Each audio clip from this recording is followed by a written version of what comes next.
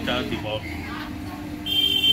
কবিতা তো খুব কঠিন জিনিস, একটু আগে বলছিলাম, কিন্তু আমার একটা ব্যাপার যে কবিতা পড়তে আমার খুব ভালো লাগে। আমি লিখতেও পারি না, মুখস্থও করতে পারি না, কিন্তু পড়তে আমার খুব ভালো লাগে। আমি বাড়িতে বসে বসে একাই, কেউ না থাকুক, নিজেই পড়ি আর নিজের কানে শুনি এবং আমার অদ্ভুত আনন্দ লাগে। এই জিনিসটা কবিতার কাছে আমি কৃতজ্ঞ। আর আমাদের মাঝে কবি শিপ্রা দিদি আছেন, সেই জন্য আমরা আরও বেশি উৎসাহিত বোধ করছি কবিতা পড়ার জন্য। তো তো না, আমি এত যেহেতু গুণী ব্যক্তিরা আছেন নাট্যরঙ্গে, যার জন্য আমি লোভ সামলাতে পারছি না। আমি হয়তো একটু বেশি বলেও ফেলছি, একটু বেশি কবিতাও বলে ফেলছি। আমি শুরু করছি কবিতা। প্রবীণ নাগরিকদের জন্য এই কবিতাটা, বিশেষ করে আমার আর নারায়ণদার জন্যই।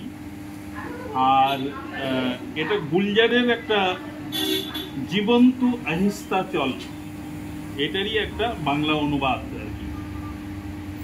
জীবন, গুলজার, জীবন তুমি একটু চলো ধীরেই, আর কটা দিন তোমার সাথেই থাকি, আমার আর একটু কাজ বাকি, সইতে হবে আরো দহন জ্বালা, বইতে হবে আরো ব্যথার ভার, আর কিছুদিন কষ্ট যাপন বাকি, আর একটু নয় নামবে অন্ধকার, হারিয়ে গেল অনেক কিছু দামি, ফুরিয়ে গেল অনেক আগুন বেলা, জীবন মানেই জল রঙের এক ছবি, স্বপ্ন আঁকা, স্বপ্ন ছিঁড়ে ফেলা, গাছের যারা অনেক আজ দূরে, কেউ দিয়েছে পথের মাঝেই আঁড়ি,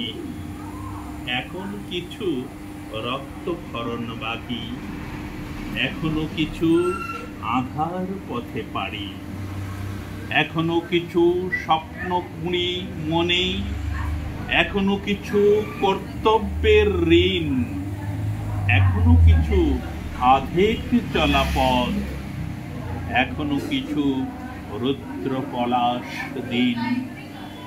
জীবন তুমি একটু চলো ধীরে, আর কটা দিন তোমার সাথেই থাকি, আমার আর একটু কাজ বাকি।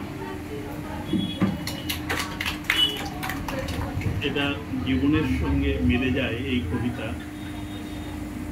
একটু মন ভারাক্রান্ত হয়ে যায় এই কবিতা